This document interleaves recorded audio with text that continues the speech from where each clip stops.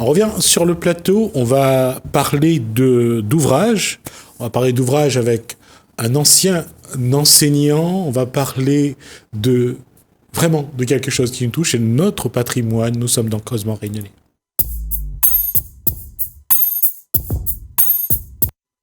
Et l'instit que nous recevons, bonsoir Soubaya Permalnaïk. Bonsoir, monsieur Quand Ramoudi. on dit l'instit, ça a encore une valeur ou pas? Parce qu'aujourd'hui on dit professeur des écoles. On s'engage comme instit d'abord.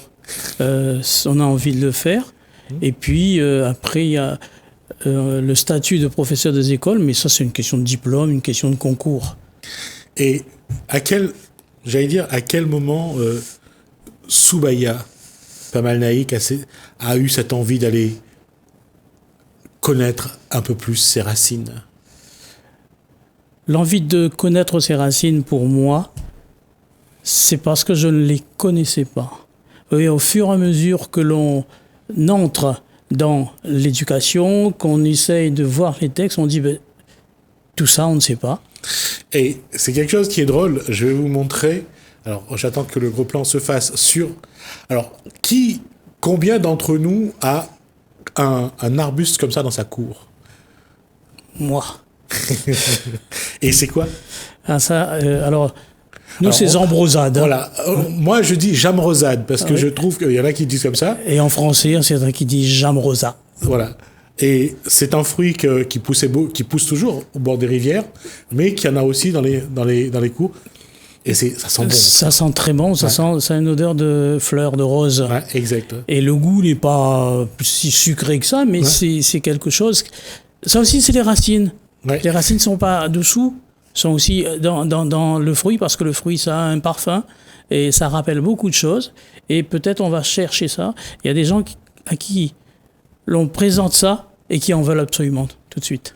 Oui, parce que je me rappelle, que ce soit ça, le jambos, le jamalac, c'est un peu la même texture à l'intérieur. C'est un petit peu spongieux, la chair. Donc, quand on parle de racines, combien d'entre nous s'arrêtent devant un pied de jamalac aujourd'hui pour ne serait-ce cueillir par terre les quelques jamalacs qui sont tombés ou qui pourrissent, hein. Parce qu'aujourd'hui, avant, on ramassait les fruits soit sur l'arbuste, comme pour les mûriers, les mûres, comme pour le poc-poc, le jamalac ou le jambos, ou bien le jambrosade. Aujourd'hui, tout tombe par terre et il n'y a personne qui ramasse. Mais encore, savent-ils que ça se mange? Quoi? Le jamalac, les gens qui passent à côté, ils ignorent. Je parlais de connaissances tout à l'heure. C'est qu'il y a des tonnes de choses que l'on ne connaît pas et qu'on réapprend en fait. On réapprend parce que ça commence à se retrouver sur les étals des marchands, etc. Et ça également dans les grandes surfaces aussi. Dans les grandes surfaces, il y a des coins spéciaux pour cela. Et justement, dans la transmission, c'est là que on a deux postures. Un, on ignore ce que c'est. Et deux, comment transmettre ce qu'on ignore. On ne nous a pas transmis.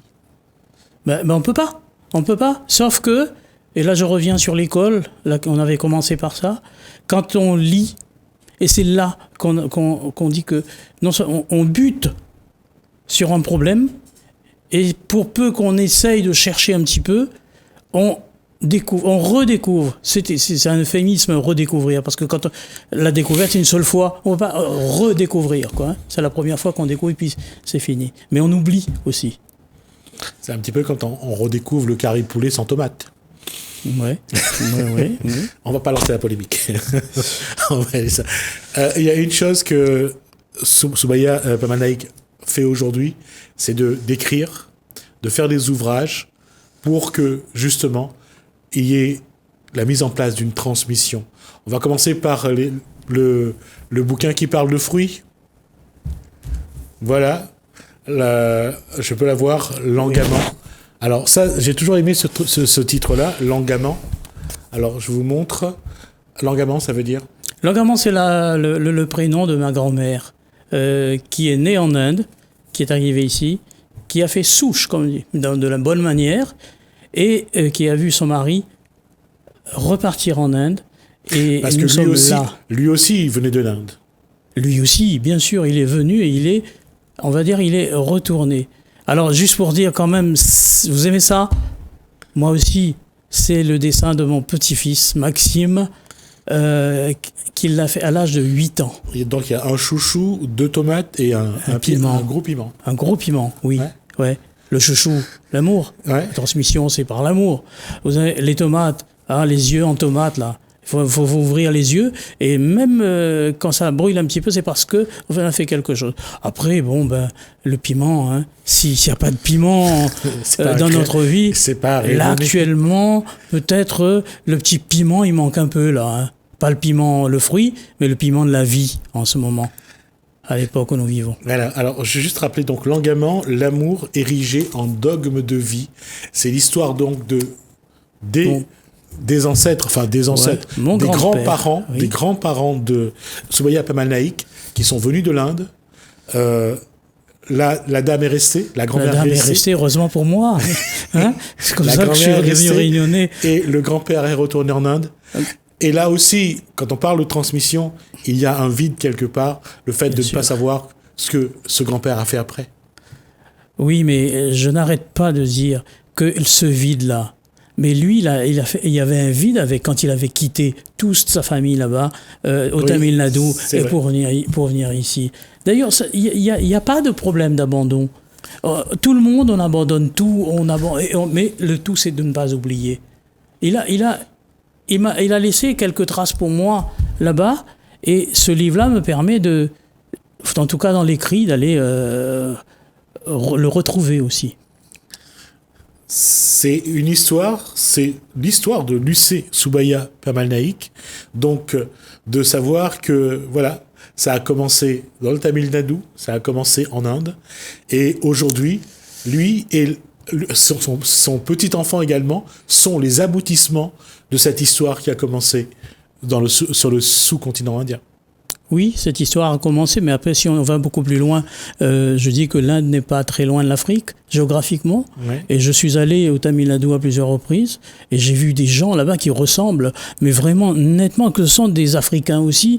Et c'est mon héritage aussi, ça, le Tamil Nadu, etc. Tout à fait. On va rappeler quand même que entre le moment où l'Inde se sépare du continent africain, on va mettre quand même 100 millions d'années, à peu près 100 millions d'années pour rejoindre l'Asie, que entre-temps, tous ceux qui étaient d'Afrique sur ce continent-là donnent les Dravidiens.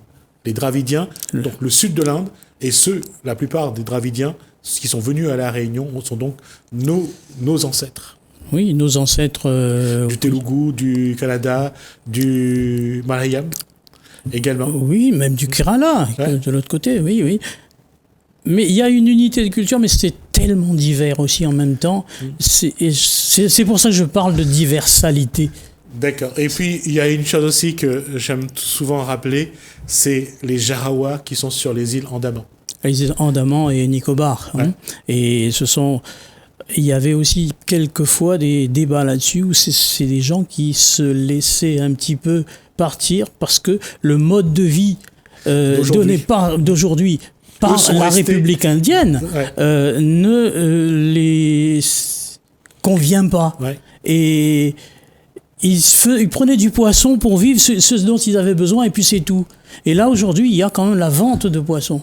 Oui, et ça perturbe. Et aujourd'hui, il y a le bus de touristes qui passe à l'orée de leur village, comme s'ils étaient un petit peu de bêtes curieuses qu'on regardait... ça fait penser un petit peu à ce qu'on faisait aux Africains, aux Kanaks, lorsqu'il y a eu comment on appelle ça, l'universel, le musée universel du début du siècle, du XXe siècle, où on exposait les gens enchaînés avec, comme des esclaves. N'allez pas aussi loin, il y a eu en Bretagne un village, un camp où les esclaves les gens jouaient le rôle d'esclaves. Hein. Ah d'accord. Hein, ça existait, hein, c'est pas ailleurs ça, hein, c'est pas loin ça. Tout à fait. Hein, l'avion, le lendemain, vous êtes là-bas. Hein. Comme quoi, l'histoire n'est pas si loin, et parfois quand on regarde tout près de chez nous, il y a des choses qu'on croit ne plus jamais voir. On va parler de l'autre ouvrage, non, l'autre avant. Ah oui. Alors cet ouvrage-là, c'est donc Parfum de mémoire. Ah, j'allais dire mémoire de parfum. Ah non. Parfum de mémoire. Oui. Remarquez que parfum au pluriel, mémoire au singulier. Ça se transmet.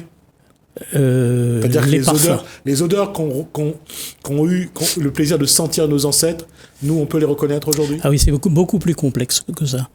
Quand je suis allé en Inde pour la première fois, j'avais l'impression d'y être allé. D'accord. Auparavant. D'être déjà venu à l'endroit. La première fois que je suis allé là-bas, j'ai retrouvé des personnes que je n'avais jamais connues. Et ça se transmet à condition de cultiver cela aussi. C'est ce qu'on appelle la mémoire. Alors, il faut que je retrouve ce nom. Alors, on appelle la transmission. Oui. La transmission générationnelle, oui. C'est donc les mémoires... Presque génétiques, peut-être un petit peu.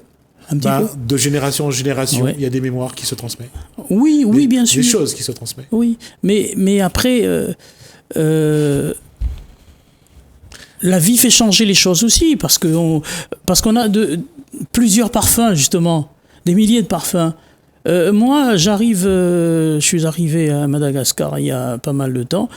Je me sentais bien, mais très bien, quoi. Donc il y a aucun problème, parce que quand je suis arrivé, c'était un moment, c'était pour nous amuser, mais en Thaïlande, on a retrouvé des gens qui ne parlaient ni notre langue, ni la langue de la France, ni l'anglais, ou que je comprends un petit peu. On se regardait, dans le regard, on disait, c'est des gens que l'on connaît à La Réunion, c'est des gens qui sont nos frères. C'est la physionomie. La physionomie, pas le faciès. Ouais. C'est la physionomie générale, c'est ce qui se dégage dans la personne que l'on a en face de soi. Oui, on va surtout rappeler qu'à cette époque-là, les échanges, que ce soit avec le Vietnam, on a eu le prince Vincent, il y a eu d'autres endroits comme ça où des personnages qui sont venus à La Réunion, et c'est vrai que il y a toujours une trace qui est laissée. Bien entendu. Et il y a aussi, ça me permet de dire que les langagismes, ça n'est pas qu'indien. Ah oui, tout à fait, c'est vrai. Ça n'est pas qu'indien. Juste pour rappeler ce que veut dire Lucé Soubeyapamanaïk, et d'ailleurs, les premiers engagés étaient chinois. Ils ne sont pas restés, mais c'était les Chinois qui étaient les premiers. Oui, mais après, les esclaves n'étaient pas que africains non plus. Oui, voilà. Mais ah non, tout à fait. Non, mais je veux dire que c'est important, parce que là, c'est pas faire étalage de connaissances ou de trouvailles, c'est aussi de dire aux générations qui arrivent, voilà, c'est la résultante de tout ça. Alors les Yab, par exemple. Alors juste rappeler que pour esclaves, ça venait d'abord de slave. Oui. Slaverie. Donc on parlait d'abord, les Romains ont d'abord mis des Slaves en esclavage avant que ce soit les Noirs. Ils n'étaient pas noirs. Ouais, ils n'étaient pas noirs. Donc c'est pour ça que la slaverie, ça montre bien que les esclaves d'abord étaient des Blancs. Oui, mais surtout ils étaient pris pas comme ceux qui sont arrivés à Bourbon, ils étaient pris pour la guerre. Les esclaves étaient utilisés. Voilà. Aujourd'hui, on dirait chair à canon, mais c'était aussi chair avec les arbalètes, etc. Quoi. De toute façon, quand on regarde les guerres qu'il y a eu dans l'ex-Tchécoslovaquie, on regarde ce qui est passé également en Afrique, en des Tutsis, on voit que ces guerres entre gens d'un même peuple, quand ça se déclenche, c'est très...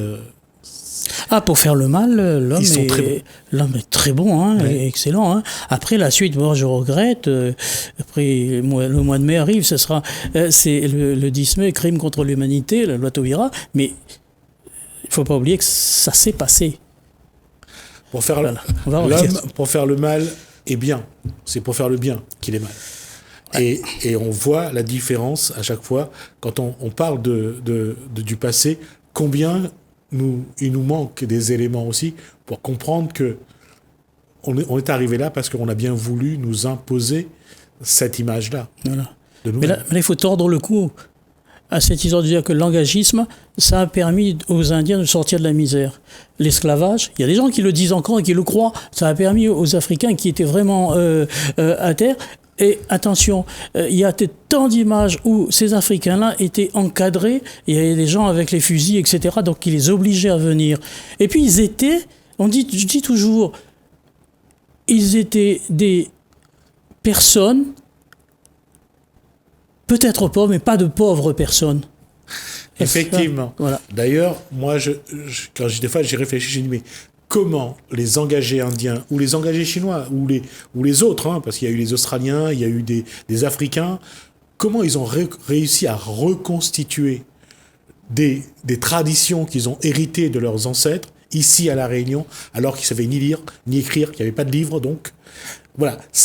Pour ça, ils ont été très forts.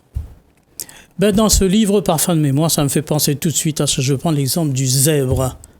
Je parle des rayures du zèbre. Enlever les rayures du zèbre, ça serait horrible. Mais le zèbre, il va avoir toujours ces rayures qui restent là, qui persistent, etc. Des gens qui ont des accidents, malheureusement, et qui ont une jambe, qui sont amputés d'une jambe, mais ils vont toujours toucher leurs doigts qui sont voilà. C'est ça, la culture, justement. C'est ce que l'on a. Parfois, on ne perçoit pas. Mais au fur et à mesure, il y a des éléments d'ici et là qui nous font découvrir ce que l'on est, ce que l'on a été, et puis peut-être que ce que l'on va devenir avec les autres, justement. Parce qu'il ne suffit pas d'avoir sa culture et puis se mettre ça dans un carton et puis pousser l'autre pour prendre de la place. Non. Une fois qu'on a eu la possibilité de dire ce que l'on est, qu'est-ce qu'on fait? Ben là, on donne la main. Alors justement, là, sur ce dernier ouvrage que je vais présenter, Poème Fonker. Alors, informe qualifié. Alors, c'est quoi informe qualifié dans les mots de Luce Soya Permanaïque? Juste une ligne en dessous. Je parle de la transcription en français, c'est femme experte. Alors, qualifié, en créole, quand il dit quelqu'un que c'est un bouc qualifié, là. Expert en la matière. Il est expert, mais il va au-delà de ce que l'on peut attendre de quelqu'un. Et il va plus que ça. Informe qualifié, c'était pas écrit, ça. C'était une femme formidable, superbe et puissante. Mais le fait est que cette maman-là qui est née en 1904 et qui est partie en 2001, pour moi, et là je reviens pour La Réunion, on ne sortira pas quand même de cette histoire de Racine là. Pour moi, c'est une femme représentative du siècle, du XXe siècle. Elle a couvert tout le siècle. Elle a élevé 16 enfants. Je suis le dernier. Et ensuite, il y a eu pas mal de difficultés. Permettez, si on a le temps, je fais référence à la déesse Kali. On représente Kali avec une langue qui sort, etc. Alors, on va juste préciser que là, c'est pour ceux qui connaissent, il y a Kali, là, c'est Mahakali. Oui. D'accord. Ma mère, son visage, les photos sont dans le livre, la couverture, ça c'est un dessin d'une fille de 22 ans qui a fait ça. Elle était capable d'avoir le visage dur quand ses enfants étaient attaqués, quand elle voyait les injustices, quand elle voyait son mari aller travailler 4h du matin et arriver 8h du soir, et elle faisait tout à la maison. Là, c'est pour ça que je parle de qualifier, parce que si elle démissionne, non, c'est fichu. C'est fichu. C'est fichu. Et ça, il y a tant de femmes réunionnaises qui ont vécu ça. Qui ont vécu, mais qui ont été capables de sortir de cette situation où rien n'était prévu de bien. Il y en a beaucoup à La Réunion, il y en a beaucoup aussi ailleurs. En tout cas, on dit toujours, on rend hommage à toutes ces femmes qui portent le monde. Parce que c'est ça, elles portent le monde. Oui, mais elles sont supérieures aux hommes, même. Ça, je n'en discute pas. Non, mais je veux dire, non, c'est vrai, je suis d'accord. C'est un point de vue. Ouais. Je suis d'accord. La femme, dans mon regard, la femme sera toujours supérieure à l'homme, quoi qu'il arrive. Parce que j'ai eu, moi, autour de moi, des femmes, mais des femmes à poigne. Oui, mais ça va ensemble, hein, avec l'amour, hein. C'est pas non, c'est pas opposé. Cette femme-là, je veux dire, quand même, l'être humain, La femme seule est capable de donner une partie de son corps comme nourriture pour son enfant, son bébé. C'est la femme qui porte son bébé. Et même si on regarde au niveau sociologique, le père, lui, il va travailler, lui.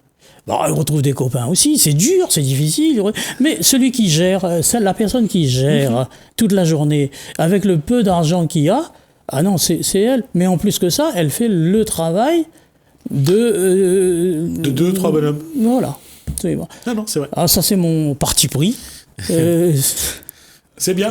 Et je pense qu'on restera là-dessus, parce que d'abord, on est arrivé à la fin. Mais ceci étant, j'invite Lucie Soubaya Pamanaïk à revenir et à développer justement la place de la femme, que ce soit en Inde ou en Afrique, parce que c'est sur ce 2 continents vraiment qu'on connaît où la femme a eu cette posture, parce qu'elle a porté un peu plus que le monde. Je pense qu'elle a porté l'espoir de qu'il y ait un lendemain pour les enfants. Juste des remerciements à cette maman-là d'abord, à mon madame, à ma fille, à toutes les femmes en fait, parce que sinon on ne peut pas aller faire 29 poèmes sur la femme, enfin en tout cas comme les 2 grandes. Et puis mes remerciements, je le dis aussi, c'est aussi, tant pis s'il y a une campagne électorale, mais il y a aussi le conseil régional qui a permis de financer. C'est un parcours de combattant, sinon c'est pas possible. D'accord. C'est déjà en librairie ? Pas tout à fait. C'est avec moi, mais le 9 mai, je crois, je serai à Sainte-Suzanne pour la première présentation au public, présentation officielle. D'accord. Femme qualifiée, femme experte, donc voilà pour la formation. Merci Lucie Soubaya Pamanaïk. On aura l'occasion de vous revoir là-dessus et sans doute de rentrer un petit peu dans les poèmes. On essaiera de vous lire quelques poèmes et on prendra le temps de le faire avant votre présentation à Sainte-Suzanne. Merci. Mais c'est moi. Merci en tout cas pour cette présentation et d'être venu jusqu'à nous. Merci à vous de nous avoir suivis. Merci Hélène, merci François. Je vous dis à bientôt.